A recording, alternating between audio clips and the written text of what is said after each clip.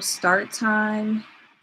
I'm still waiting on some people to come in on Instagram, but I do want to get started since I have some people already waiting in the cut on YouTube. So I'm going to go ahead and get started. So what's up, y'all? I'm Camila Shakur. I'm the author and the host of the Walk in the Path newsletter and podcast, where I offer insight and tools for your spiritual development and personal growth. If you're not familiar with me, I've been a spiritual practitioner, mostly in the realm of giving tarot and oracle readings for over 5 years. I've also been writing on the topic of spiritual growth and personal development for over 5 years. I focus a lot on deepening ancestral connections and what I call familial energy work, which is spiritual work that prioritizes lineage healing, ancestral elevation, and family relationships. So today I'm going to be talking about self-revelations and getting revelations about who you are, getting to know yourself in new seasons, and also receiving ancestral revelations. So I'm just going to start by thanking God for allowing me to share space with y'all. And hey, baby, I see you. Thank you for being here. I just want to start by thanking God for allowing me to share space with y'all, for blessing me with this connection to my ancestors who are supporting me and guiding me, as well as the ancestors who are supporting and guiding you all who are watching. So I thank my ancestors for everything that they have done for me to allow me to be here. And just thank you for everything that y'all have shared with us and everything, all the wisdom and insight that they're going to be sharing, that we're going to receive from them today and moving forward. So hopefully that counted for y'all as well. And while I was saying it, you kind of did the same thing, either externally or internally. So with that being said, I'm just going to go ahead and get started. So today I'm going over the affirmations that I wrote for the month of April on Walking the Path. I write affirmations every month, so you can program the month with intention. I've been doing that for about a year now on Walking the Path. But even if you don't use the ones that I write, it's also meant to give you something to think about. You can tweak them how you see fit. The point is just to encourage intentionality, regardless if my affirmations resonate or not. But if you're not subscribed to Walking the Path, go ahead and click the link in my bio. It's the first button you're going to see when you click that link, and get subscribed because there is a lot more good stuff coming this month and beyond. So we're about to go over these 6 affirmations. I'm looking down because I have to look at my phone. I have a script, y'all. I couldn't just go off the cuff. Hey, Crystal, thank you so much for coming. I appreciate you. So the first affirmation that we have is learning about myself is an adventure. And this is really about framing your self-discovery as something fun. When you frame it in your mind as an adventure, it allows you to accept the fact that, hey, adventures can sometimes be scary, but they're also fun. It's an opportunity for you to see what you're really made of instead of just going based on what you've been programmed to believe about yourself, instead of the box that you put yourself in or the box that you've been put in. You get to take an adventure to getting to know who you are in different situations, in different settings, who you are when you leave your comfort zone. You get more insight into why that zone is comfortable for you. So you get to take an adventure. And when you're in a new season of your life, that's a great perspective to have, because it can be scary when you're at the threshold of something new, but it acknowledges the fact that going somewhere new and embodying a different version of yourself can be scary, but there's fun to be had. So that was what was behind that affirmation. The next one, and if you don't mind, guys, just if you can like or tap or some type of engagement, that definitely helps. I'm starting out with like just a few people, but I've been in my little marketing trainings. I know to ask for the likes and the taps and stuff like that or whatever, or just to remind y'all. Um, so the next one is I make space and time to receive personal revelations about who I am.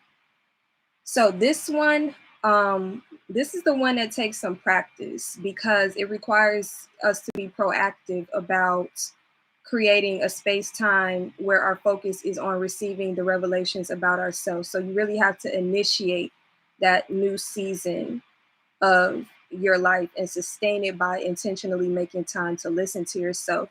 That means the TV isn't on. That means we're not scrolling on the apps. That means we're not talking to so and so about whoever and whatever.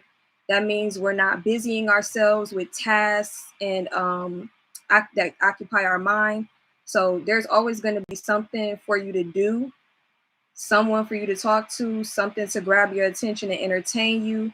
So to get the revelations, you have to intentionally put yourself in environments without distractions. Put your phone on D&D and understand that that time with yourself is, and understanding yourself is just important as anything else on your to-do list.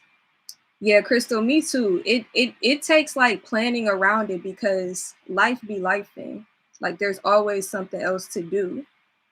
But I find that like I'm it's easier to find my flow when I do prioritize that. Um so if you're just starting out with this, like you can start with like your time in the shower. Like the shower is one of the best places to really be to yourself unless you got little babies busting in on you when you're in the shower. Crystal, you might Taj might, I've been there where if you got little kids, like sometimes your shower time don't even be yours. But if you if you have that time in the shower, like that's the perfect time to yourself. Because it's just you and your thoughts, and you can take that time as you're washing your body to ask for the revelations and insights that you need most at this time while you're in the shower. And if you have like a spiritual bath or spiritual soaps, you already know, like ritualize it. Do your bath, use your soaps to cleanse and welcome in those revelations. Asking for the revelations as you wash your hair as well. Asking for clarity as you cleanse your crown and remove debris from energy out of your hair. If you have locks like me, then like we call our locks our antennas. So when we cleanse our locks, we're making it easier for information to reach us. Come on, high chair. I know that's right. So just being intentional with your shower can be a great way to do this because then like build from there. Because like in my opinion, the shower is just like one portal to intuitive revelations. You need to be creating several portals. Hey, Kikora, thank you for joining me. I appreciate you. Um, hey, Aaliyah, thank you so much.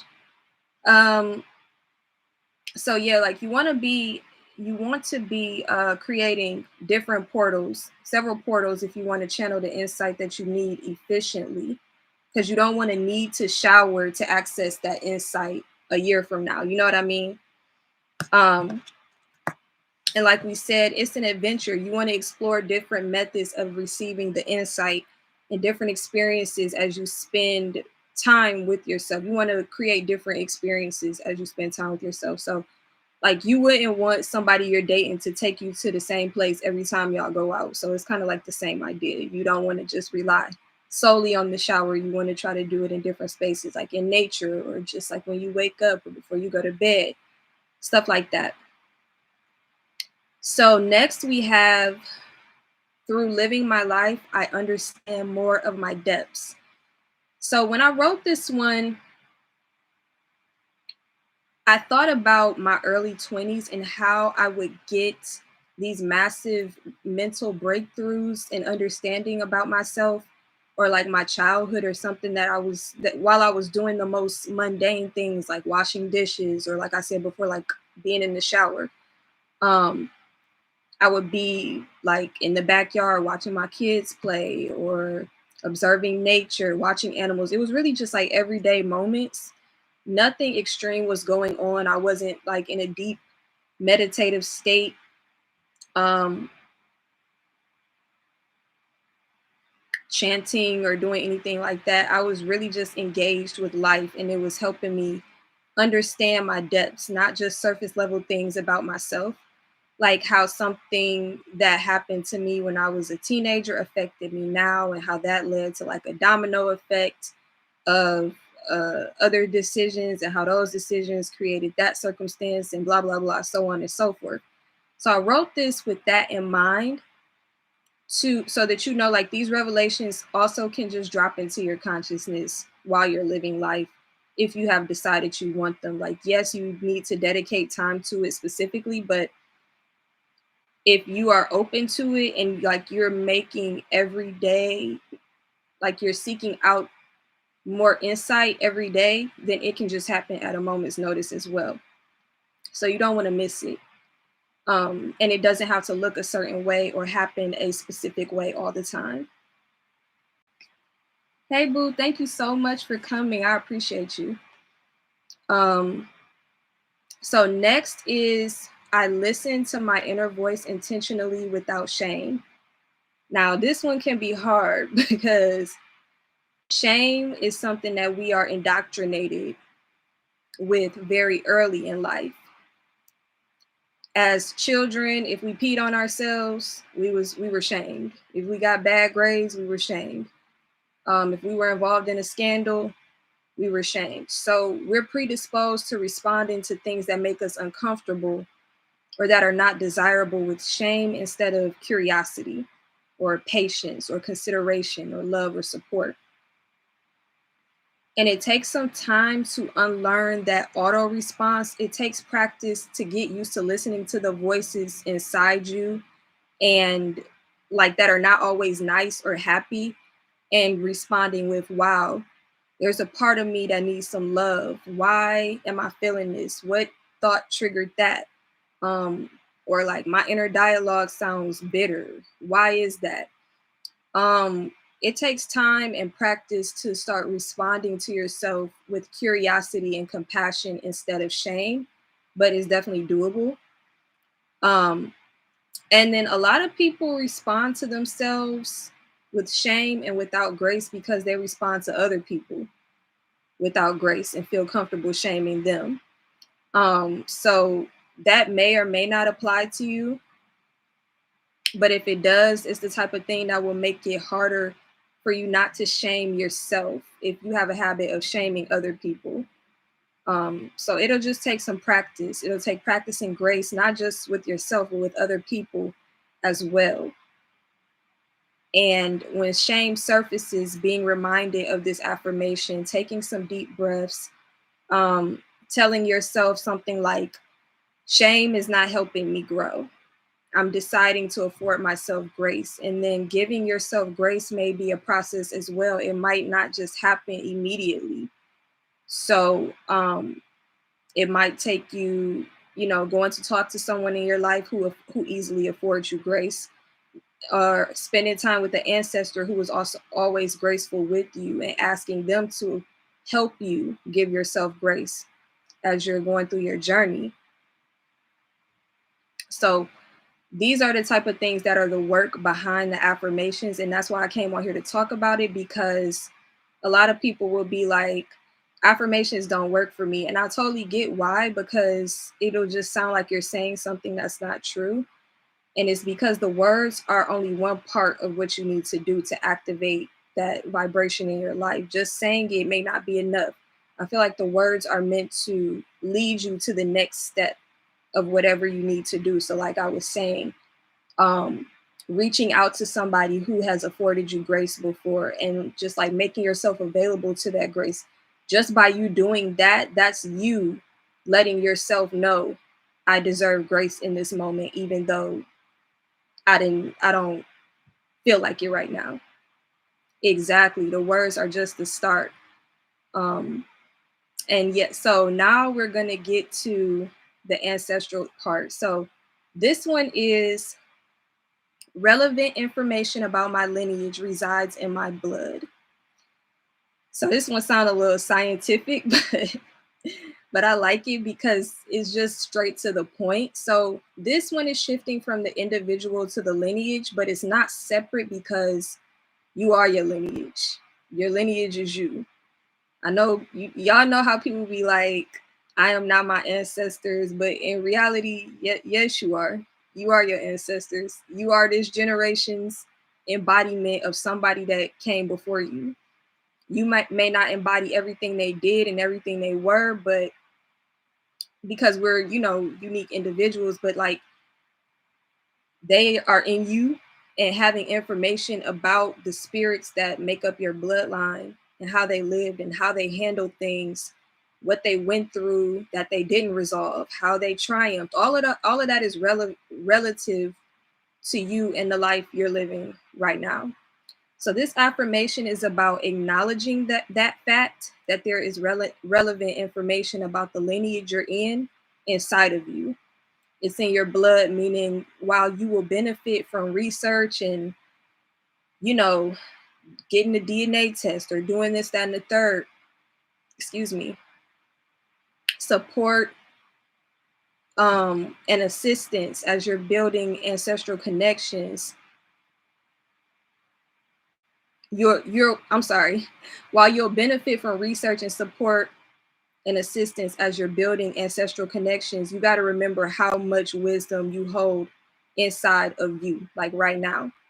You are the first altar. I've seen so many people say that, and like it really hits. It's really true. You really are the first altar. Like people get so caught up, and I need to build a altar for my ancestors, and this, that, and the third. And it's like you really are your first altar. Like your ancestors don't care about you giving them some water if you ain't had no water all day. Like you really are the first altar. So just like knowing that your body with that blood, that DNA that your lineage supplied you with is already with you and holds so much information that you carry all the time. Remembering that, and remembering that when you feel like panicked or lost or confused or angry or frustrated, they also felt those things in their lifetime. Some of them figured out how to process those feelings and alchemize it for their own benefit and for the benefit of everybody that came after them, which means you can access that wisdom because it's in you. Absolutely. I researched and got answers, but once certain questions and listened to what they had to say, I found out way more is already in you. Felt this 100%. Exactly. Exactly. It's like when you ask, they're really there. Like they really be with you. Like for real. Like it's like a posse or like a gang. Like if I'm walking somewhere by myself, I don't feel like I'm by myself. Like they be right there.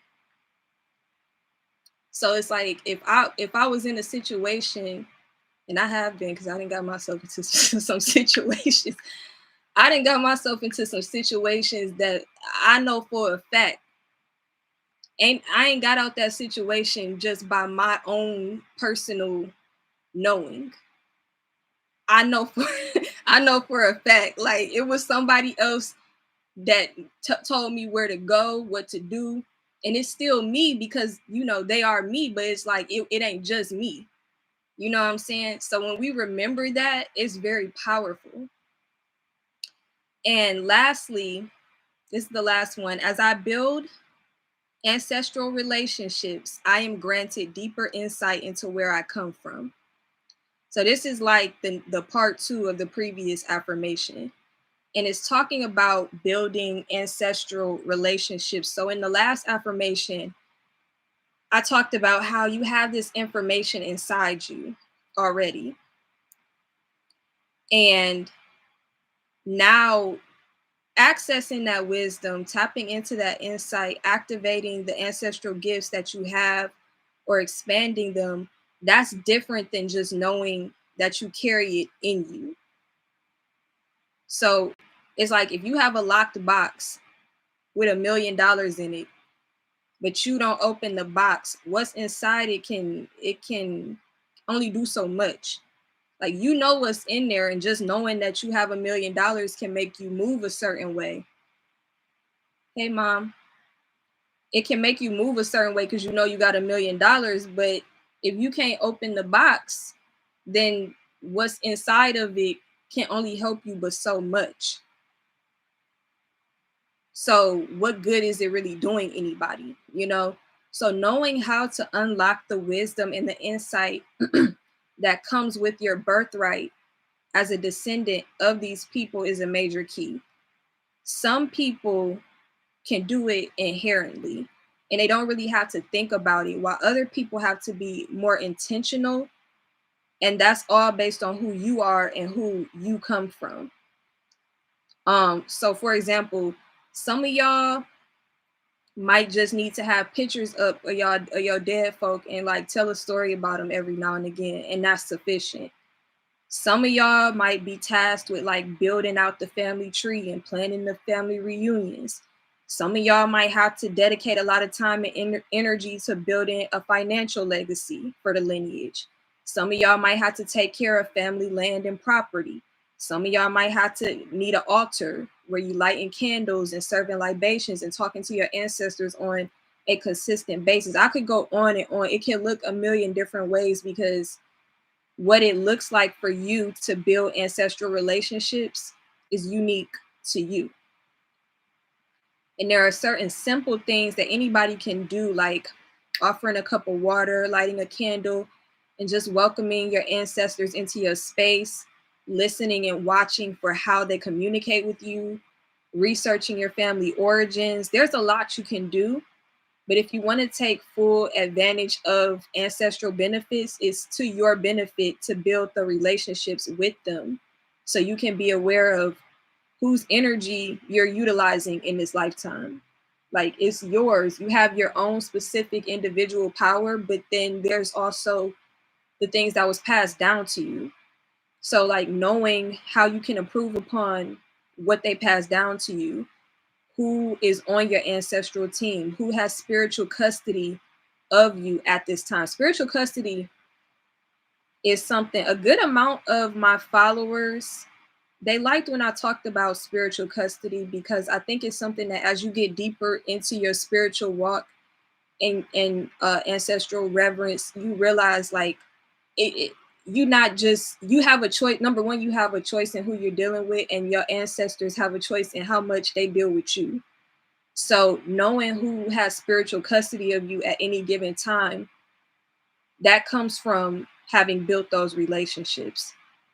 Knowing that information plays into what you're, how you're going to be servicing, and which of your ancestors you need to be prioritizing. Because if you're prioritizing the ones who don't have spiritual custody of you, then you might be kind of wondering like why is not, I'm not getting no motion with certain things, or why don't this make sense, or yada yada yada. And it might just be because like you spend every day talking to an ancestor that's like they care about you, but like they not invested in you like that because they might have full spiritual custody of somebody else in the family. You get what I'm saying?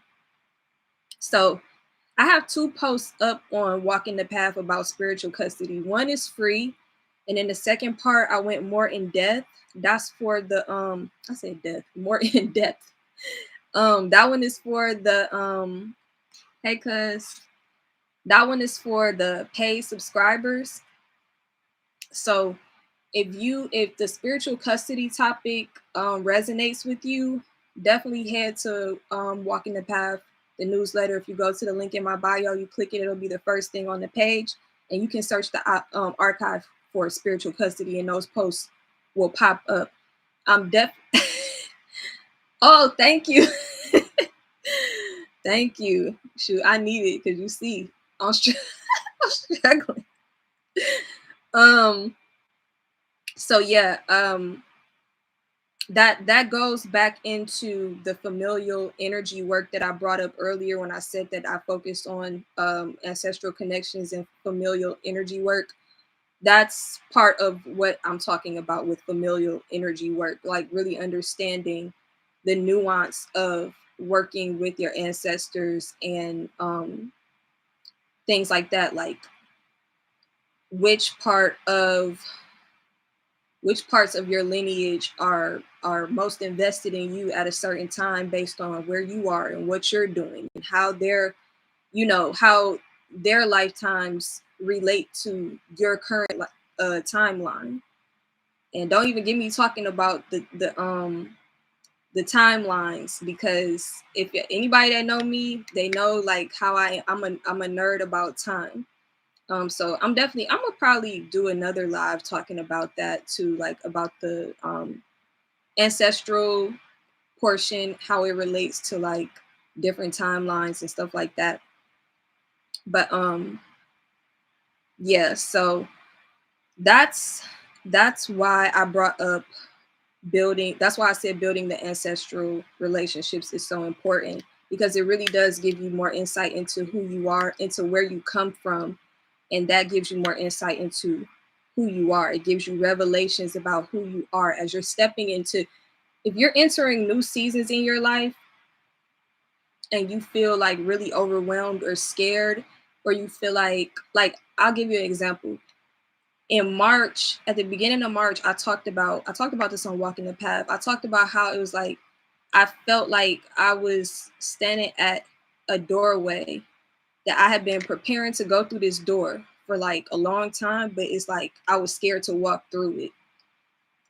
If you are doing that type of work with the ancestors who have spiritual custody of you and things like that, that's the type of thing that helps you get through that in a healthy way, because I already know you can.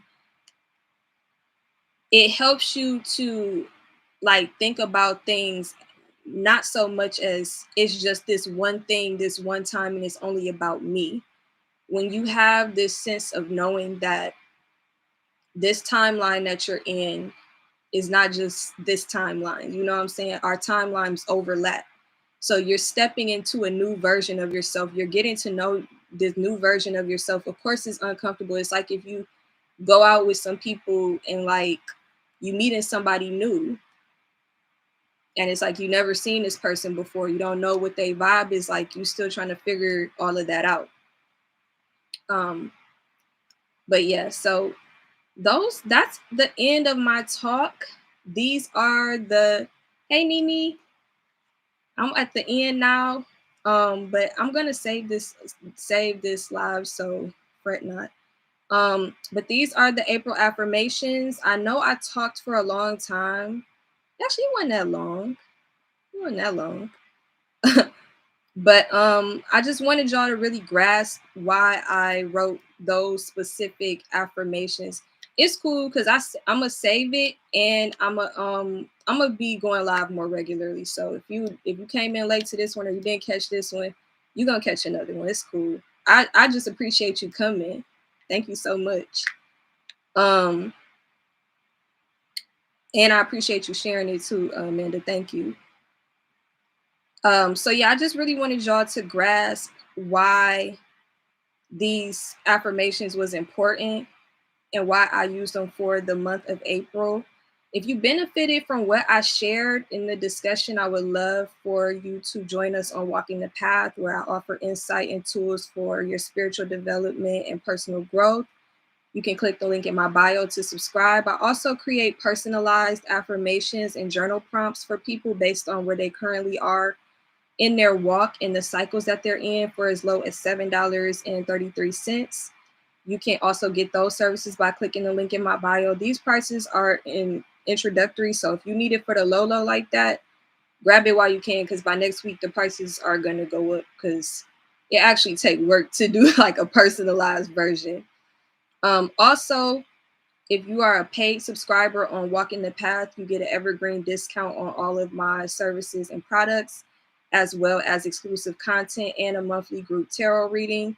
The subscription is $5.11 a month. So if you want to invest in consistent support on your spiritual and personal walk, I have some very affordable ways to do that. But I just really appreciate y'all spending time with me. Thank you so much.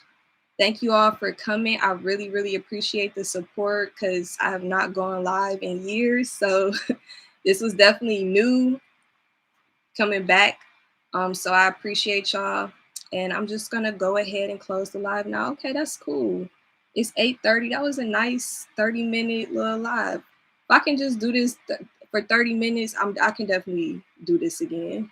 I can definitely do it more regularly. So thank y'all so much. Thank y'all for the likes and everything like that. Remember to go to the link in my bio, sign up for the newsletter if you are not already. And yeah, thank y'all so much, y'all. Peace.